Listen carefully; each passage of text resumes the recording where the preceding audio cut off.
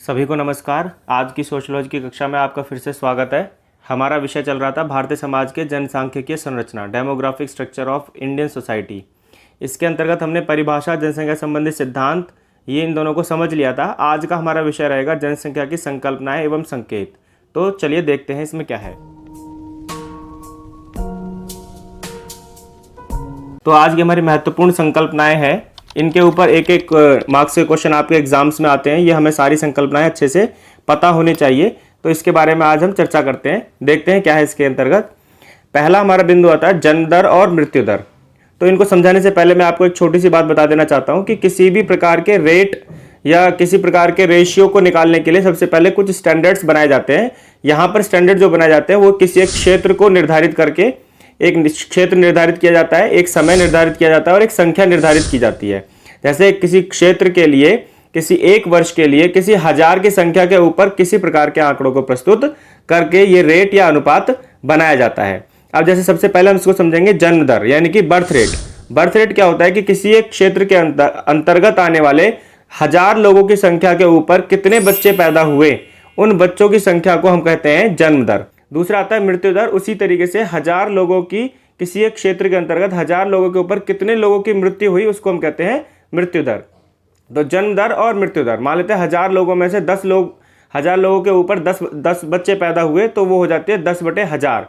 इसी प्रकार से मृत्यु दर, हजार लोगों के ऊपर अगर मान लो 10 लोगों की मृत्यु हो जाती है तो वो हो जाती है 10/1000 मृत्यु दर। उसके बाद आता है प्राकृतिक वृद्धि दर या जनसंख्या समृद्धि दर, या इसको हम बोलते हैं शुद्ध जनसंख्या वृद्धि दर। इसमें क्या होता है, इसमें जन्म दर और मृत्यु दर के बीच का मूल्यांकन किया जाता है कि जन्म दर और मृत्यु दर के बीच में डिफरेंस कितना है। जैसे मान लेते हैं टोटल जनसंख्या, जो जन्म लेने वाली संख्या अगर मान लेते हैं 1000 है, उसमें से मृत्यु हुई मान लो तो 200 लोगों की, तो 1000 माइनस में 200 तो वो हो जाती है 800, जो हुई वो हुई जनसंख्या की शुद्ध समृद्धि दर।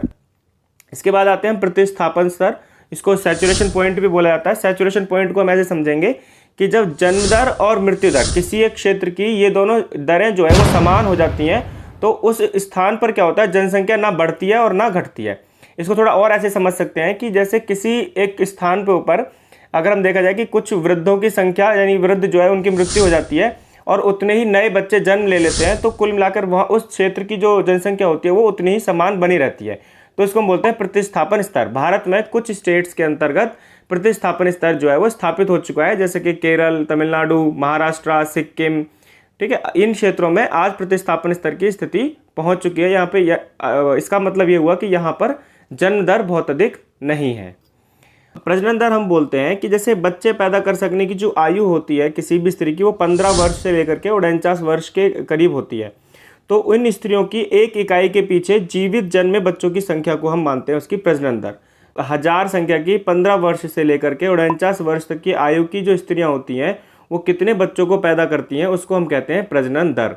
सकल प्रजनन दर क्या होती है कि जब कोई एक स्त्री अपने पूरे प्रजनन काल के अंतर्गत, यानी कि जैसे हम बोलेंगे कि उसकी जो आयु होती है 15 वर्ष से लेकर के 49 वर्ष तक की आयु, तो इस आयु वर्ग के अंतर्गत वो कितने बच्चों को पैदा करती है और वो उस क्षेत्र की प्रजनन दर के समान होती है, उसको हम बोलते हैं उसकी सकल प्रजनन दर। इसके बाद आता है हमारा शिशु मृत्यु दर। तो शिशु मृत्यु दर क्या होती है, किसी एक क्षेत्र के अंतर्गत 1000 जन्मे बच्चों की संख्या के ऊपर होने वाली मृत्यु, जो कि 1 वर्ष तक के उस शिशुओं के अंतर्गत ही माना जाता है। उसी प्रकार से 1000 ऐसी माताएं जिन्होंने बच्चों को जन्म दिया है, उनमें से कितनी माताओं की मृत्यु हो गई है, उसको बोलते हैं मातृ मृत्यु दर। इसके बाद आता है स्त्री पुरुष अनुपात, यानी कि मेल टू फीमेल रेशियो। अब इसमें हम इसको ऐसे समझ सकते हैं कि किसी एक स्थान पर 1000 पुरुषों की संख्या के ऊपर कितनी स्त्रियों की संख्या होती है, उसको हम बोलते हैं स्त्री पुरुष अनुपात। माना कि 1000 लोगों की संख्या के ऊपर अगर स्त्रियों की संख्या 950 है तो उसको बोला जाएगा 950/1000। तो इस तरीके से वो स्त्री पुरुष अनुपात निकल जाता है। जनसंख्या की आयु संरचना। आयु संरचना हम इसको एज स्ट्रक्चर बोलते हैं। एज स्ट्रक्चर से हम इसको ऐसे समझते हैं कि किसी एक भौगोलिक क्षेत्र के अंतर्गत वहां पे रहने वाले लोगों की जो आयु है वो किस आयु वर्ग के लोग सबसे अधिक मात्रा में है, उसको बोलते हैं जनसंख्या की आयु संरचना।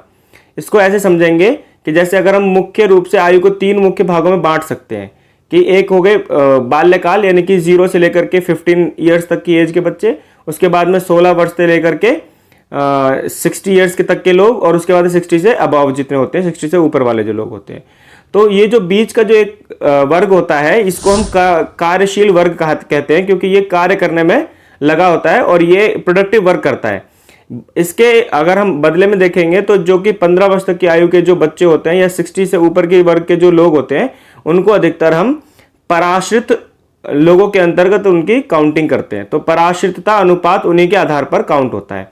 तो अब इसको ऐसे समझ सकते हैं कि जब 15 वर्ष से लेकर के 60 ईयर्स तक की जो एज के लोग होते हैं, इसको 60 या 64 ईयर्स तक मान सकते हैं, इतनी एज तक के जो लोग होते हैं, अगर उनकी संख्या ज्यादा है तो इसको हम बोलेंगे जनसंख्या का युवा होना। जैसे कि भारत की आज की वर्तमान स्थिति है, आज भारत युवाओं का देश कहा जाता है। इसके विपरीत अगर हम देखेंगे तो जो अगर किसी जनसंख्या के अंतर्गत अगर मान लेते हैं कि वृद्धों की संख्या ज्यादा है, तो उसको बोलते हैं जनसंख्या का वृद्ध हो जाना है, जनसंख्या का बूढ़ा हो जाना है, जैसे कि जापान की स्थिति या फिर हम कह सकते हैं आज के समय में चाइना की स्थिति है। कितनी संख्या के लोग पराश्रित हैं और वो कितने लोगों के ऊपर हैं, यानी कि 1000 कर्मशील लोगों के ऊपर अगर मान लेते हैं 500 लोग पराश्रित हैं, तो 500/1000 हो जाता है। अब ये रेशियो जितना ज़्यादा बढ़ेगा, यानी कि पराश्रितता अनुपात का बढ़ना जो होता है वो किसी भी राष्ट्र के लिए अच्छा नहीं होता। इससे जो वहाँ पे प्रोडक्टिव जो वर्क करने वाले जो लोग होते हैं उनकी संख्या घट जाती है। और पराश्रितता अनुपात घटने से क्या होता है, उसके लाभ होते हैं, क्योंकि उस क्षेत्र की जनसंख्या, उस देश की जनसंख्या, कर्मशील जनसंख्या ज़्यादा होती है, ज़्यादा प्रोडक्टिव वर्क कर सकते हैं, जिससे कि देश की उन्नति होती है। इसके बाद हमारा अंतिम बिंदु आता है जनसंख्या घनत्व। जनसंख्या घनत्व से हम ऐसे समझ सकते हैं कि किसी एक वर्ग क्षेत्र के अंतर्गत, एक स्क्वायर वर्ग किलोमीटर के अंतर्गत कितने लोगों की संख्या रहती है। ठीक है, जैसे मानेंगे कि 1000 लोगों की संख्या किसी एक स्क्वायर किलोमीटर के अंतर्गत रहती है, और वहीं एक किसी स्क्वायर किलोमीटर के अंतर्गत 10,000 लोगों की संख्या रहती है। तो 10,000 लोगों की संख्या जहां पर रहती है, वहां का जनसंख्या घनत्व ज़्यादा होता है बजाय के 1000 लोगों की जनसंख्या के ऊपर। तो ये आज की हमारी कुछ महत्वपूर्ण संकल्पनाएं हैं। इन सभी को आप अच्छे से देखेंगे, सभी को अच्छे से जानेंगे, इनके अपने नोट्स बनाएंगे और अच्छे से पढ़ते रहेंगे। तब तक के लिए धन्यवाद।